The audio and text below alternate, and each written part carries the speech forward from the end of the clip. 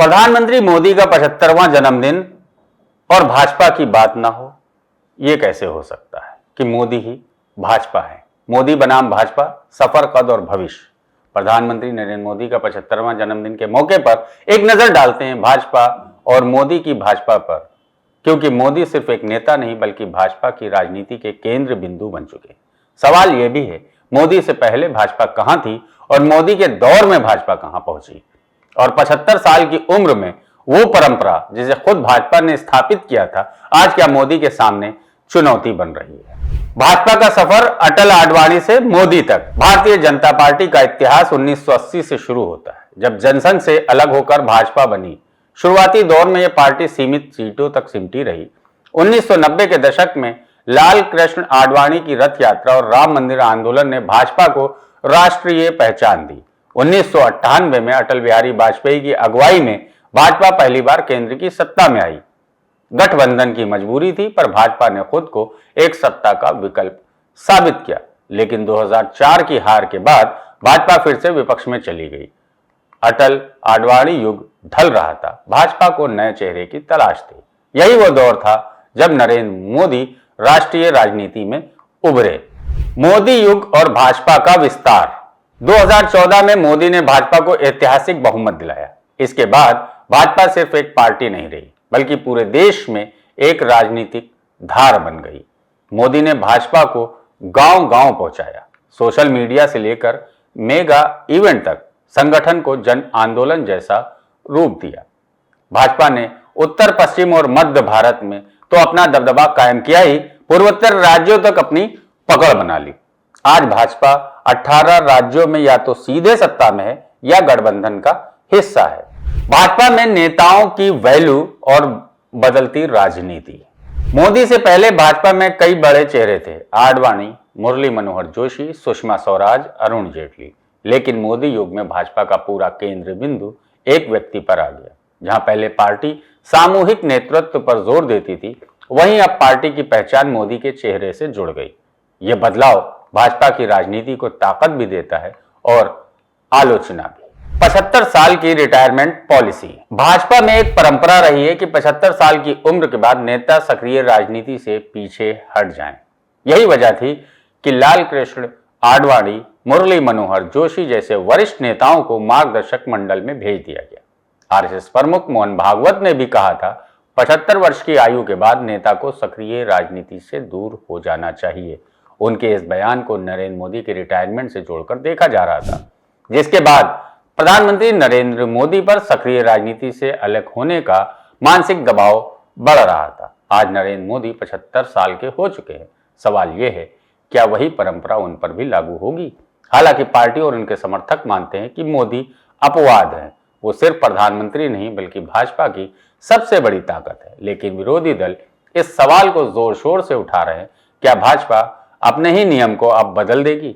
हालांकि कुछ दिन पहले आरएसएस प्रमुख मोहन भागवत ने अपने 75 वर्ष रिटायरमेंट वाले बयान पर सफाई देते हुए कहा था, ये राय उनकी अपने खुद के लिए थी।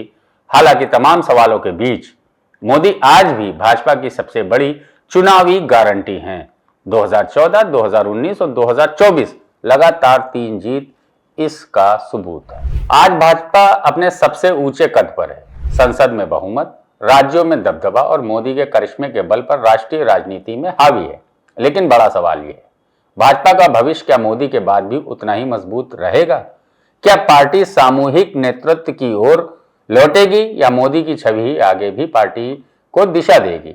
और सबसे अहम, 75 साल की परंपरा मोदी के लिए अपवाद बनेगी या भाजपा उसे बदल देगी। ये वही प्रश्न है मोदी के 75वें जन्मदिन पर भाजपा और देश की राजनीति को दिशा देंगे। आइए आपको दिखाते हैं हमारी सहयोगी स्नेहा सिंह की ये खास रिपोर्ट। नमस्कार, बहुत बहुत स्वागत है आपका और मैं हूं आपके साथ स्नेहा सिंह। 2014 से लेकर 2025 तक नरेंद्र मोदी भारतीय राजनीति का सबसे प्रभावशाली चेहरा बनकर उभरे हैं। उनके सफर में 2 बातें हमेशा सामने आई हैं, खामोशी और बड़े फैसले। ना ज्यादा बोलना, ना ज्यादा प्रतिक्रिया देना, लेकिन जब कोई निर्णय लेते हैं तो उसका असर दूर तक दिखाई देता है। आइए जानते हैं कि अब तक उनके इस सफर में क्या क्या बड़े मोड़ आए हैं।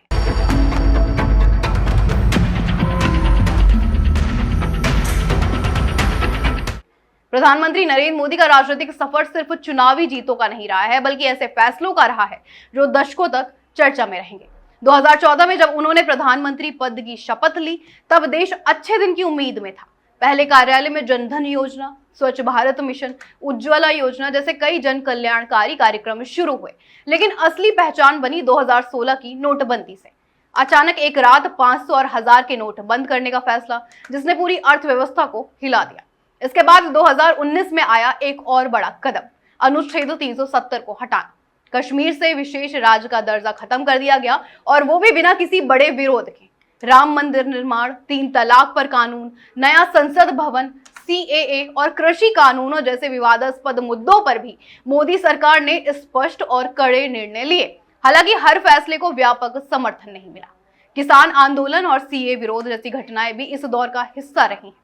कोविड महामारी के दौरान सरकार की कार्यशैली पर सवाल भी उठे, लेकिन दुनिया का सबसे बड़ा वैक्सीनेशन अभियान भारत ने ही पूरा किया, और ये भी एक उपलब्धि के रूप में देखा गया। विदेश नीति की बात करें तो मोदी ने भारत को वैश्विक मंचों पर मजबूती से पेश किया। G20 समिट हो, अमेरिका दौरा हो, UAE और अफ्रीकी देशों से रिश्ते हो, हर जगह भारत की आवाज मुखर रही। लेकिन मोदी की सबसे खास बात यह रही कि उनकी खामोशी। विवादों पर कम बोलना, आलोचनाओं पर प्रतिक्रिया ना देना और सीधे फैसले ले लेना, यही उनका स्टाइल है। विरोधियों के लिए यही एक चुनौती भी रही है। पर यह खामोशी बहुत से सवाल भी पीछे छोड़ जाती है, जिनके ऊपर सवाल पूछना बहुत जरूरी है। जिनमें सबसे पहला सवाल है रोजगार के वादे और बेरोजगारी। 2014 में पीएम ने हर साल 2 करोड़ नौकरियों का वादा किया था, लेकिन आज भी बेरोजगारी देश की सबसे बड़ी समस्याओं में से एक है। NSSO डेटा के मुताबिक आपको बता दें, 2017-18 में बेरोजगारी दर 45 सालों में सबसे ऊंची थी, और इस पर पीएम मोदी ने सीधी प्रतिक्रिया नहीं दी। दूसरी, महंगाई पर चुप्पी। रसोई गैस, सब्जियों, पेट्रोल, डीजल की कीमतें आसमान पर पहुंची, लेकिन संसद या भाषणों में महंगाई पर प्रधानमंत्री ज्यादा नहीं बोले। कृषि कानून और किसान आंदोलन हो, 3 कृषि कानून बिना चर्चा के लिए गए, और जब साल भर आंदोलन चला तो भी प्रधानमंत्री ने बहुत देर से बयान दिया। आखिरकार कानून वापस लिए गए, लेकिन 700 से ज्यादा किसानों की मौत पर मोदी का कोई स्पष्ट बयान सामने नहीं आया। कोविड के दौरान ऑक्सीजन संकट और मौतें, सरकार ने मौतों के आंकड़े तक को चुनौती दी, और प्रधानमंत्री ने इस संवेदनशील मुद्दे पर ज्यादा सार्वजनिक बातचीत नहीं की। और ना जाने कितने और जरूरी मुद्दे, चाहे वो चीन के मुद्दे पर खामोशी हो या महिलाओं की सुरक्षा और अपराधों पर चुप्पी, और ये लिस्ट ऐसे ही आगे बढ़ती रहेगी। मोदी है तो मुमकिन है, पर सवाल पूछना मुश्किल है। लेकिन ये भी सच है कि नरेंद्र मोदी के नेतृत्व में देश ने कुछ ऐतिहासिक फैसलों को देखा है। कभी दशकों से अटकी योजनाएं जमीन पर उतरी हैं, तो कभी भारत की आवाज अंतर्राष्ट्रीय मंचों पर और बुलंद हुई है। तो ये था प्रधानमंत्री नरेंद्र मोदी का सफर, खामोशी और फैसलों का मेल। पर एक बात देश के हर नागरिक को याद रखनी होगी, नेता बड़ा हो सकता है, लेकिन सवाल पूछने वाला नागरिक उससे भी बड़ा होता है। क्योंकि सच्ची प्रगति तब होती है जब मन की बात के साथ साथ जन की बात भी सुनी जाए। प्रधानमंत्री मोदी के 75वें जन्मदिन पर हमारी सहयोगी रिया की ये रिपोर्ट देखी। नरेंद्र मोदी एक ऐसा नाम जिसने साधारण चाय बेचने वाले से लेकर भारत के सर्वोच्च पद तक का सफर तय किया है। एक नेता, एक रणनीतिकार, एक विचारधारा जिनकी राजनीति ने देश की दिशा और दशा दोनों को प्रभावित किया है। आज जब प्रधानमंत्री नरेंद्र मोदी अपना 75वां जन्म दिवस मना रही हैं, तो हम लेकर आए हैं आपके लिए उनके 45 साल के राजनीतिक सफर की वो कहानी, जिसने उन्हें एक विकास पुरुष से लेकर जनता का प्रधान सेवक तक बनाया। नरेंद्र मोदी एक ऐसा नाम जो पिछले 4 दशकों में भारत की राजनीति का पर्याय बन चुका है। चाय बेचने से शुरुआत, संघ प्रचारक का जीवन, और फिर भारत के प्रधानमंत्री की कुर्सी तक का सफर। आज हम उनके 45 साल के राजनीतिक जीवन की उस कहानी पर नजर डालते हैं, जहां हर मोड़ पर उन्हें नया नाम मिला, समर्थकों से सराहना और विरोधियों से आलोचना के साथ। नरेंद्र मोदी का जन्म 17 सितंबर 1950 को गुजरात के वडनगर में हुआ। आर्थिक रूप से सामान्य परिवार से आने वाले मोदी ने बचपन में रेलवे स्टेशन पर चाय बेचते हुए संघर्ष को करीब से देखा था। युवा अवस्था में उन्होंने आरएसएस का दामन थामा और प्रचारक के रूप में जीवन जीना शुरू किया। यहीं से उन्होंने पहला नाम मिला, संघ प्रचारक। 1987 में बीजेपी से जुड़े और गुजरात में पार्टी संगठनों को मजबूत करने में जुट गए। इस दौर में उन्हें रणनीतिकार, संगठनकर्ता और पार्टी के भीतर एक क्राइसिस मैनेजर के रूप में उन्हें देखा गया। आपको बता दें कि 2001 में जब वो पहली बार गुजरात के मुख्यमंत्री बने थे, तो उन्होंने तेजी से विकास पर जोर दिया था। वाइब्रेंट गुजरात, सड़कों, बिजली, निवेश और उद्योगों को बढ़ावा देने वाले उनके प्रयासों ने उन्हें विकास पुरुष और गुजरात मॉडल का प्रतीक सा बना दिया था। साथ ही 2002 के गोधरा कांड के बाद हुए दंगों ने मोदी की छवि को वैश्विक स्तर पर विवादास्पद बना दिया था। हालांकि कई समर्थकों ने उन्हें इस दौर में हिंदू हृदय सम्राट कहना भी शुरू कर दिया था। आपको बता दें कि आलोचकों ने उन्हें कट्टर हिंदू नेता तक का टैग दे दिया था। 2014 में जब नरेंद्र मोदी ने प्रधानमंत्री पद की शपथ ली तो उन्होंने खुद को प्रधान सेवक बताया। ये एक नई रणनीति थी जब वे खुद को जनता का सेवक कहकर जनता से भावनात्मक जुड़ाव बनाते हैं। 2019 और 2024 में दोबारा भारी बहुमत के साथ सत्ता में वापसी की। नरेंद्र मोदी की राजनीति सिर्फ नीतियों की नहीं बल्कि प्रतीकों और पहचान की भी रही है। वहीं चुनावी रणनीति में वे हर मुद्दे को एक बड़ी राष्ट्रवादी भावना में बदल देते हैं। 45 साल में नरेंद्र मोदी की पहचान साधारण प्रचारक से शुरू होकर वैश्विक नेता तक पहुंची है। समर्थकों की नजर में वे मसीहा, विकास पुरुष, चौकीदार हैं, जबकि आलोचक उन्हें तानाशाही सोच, प्रचार मंत्री कहने से नहीं चूकते। लेकिन इस बहस के बीच एक बात स्पष्ट है, भारत की समकालीन राजनीति में मोदी का नाम अनदेखा नहीं किया जा सकता। प्रधानमंत्री मोदी का 75वां जन्मदिन हमारे दिल्ली से देखिए हमारी सहयोगी स्नेहा रजावत की ये खास रिपोर्ट। नमस्कार, बहुत बहुत स्वागत है आप सभी का और मैं हूं आपके साथ स्नेहा सिंह राजावत।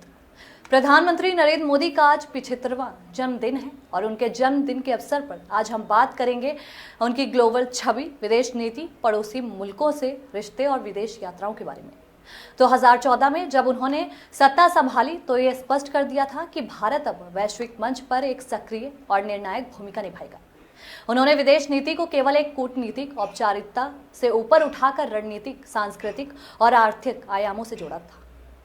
इससे उनकी ग्लोबल छवि एक बार फिर से आत्मविश्वासी, प्रभावशाली और निर्णायक नेता के रूप में बनी रही। चलिए अब सबसे पहले बात करेंगे उनकी ग्लोबल छवि के निर्माण के बारे में। पीएम मोदी ने दुनिया को यह संदेश दिया कि भारत अब केवल उभरती हुई शक्ति नहीं बल्कि वैश्विक नीति निर्धारण में भी भागीदार है। अंतर्राष्ट्रीय मंचों पर उनकी उपस्थिति जैसे G20, संयुक्त राष्ट्र, COP सम्मेलनों और ब्रिक्स में उनका वक्तव्य स्पष्ट, आत्मविश्वासी और भारत के हितों के अनुरूप रहा है। उनकी पहल से 21 जून को अंतर्राष्ट्रीय योग दिवस घोषित किया गया, जिससे कि भारत की सांस्कृतिक शक्ति को वैश्विक पहचान मिली। Digital India, make in India और स्टार्टअप इंडिया जैसी योजनाओं को उन्होंने विदेशों में भी बढ़ावा दिया, जिससे कि भारत में विदेशी निवेश को बल मिला। तो चलिए बात करते हैं उनकी विदेश नीति और नए दृष्टिकोण के बारे में।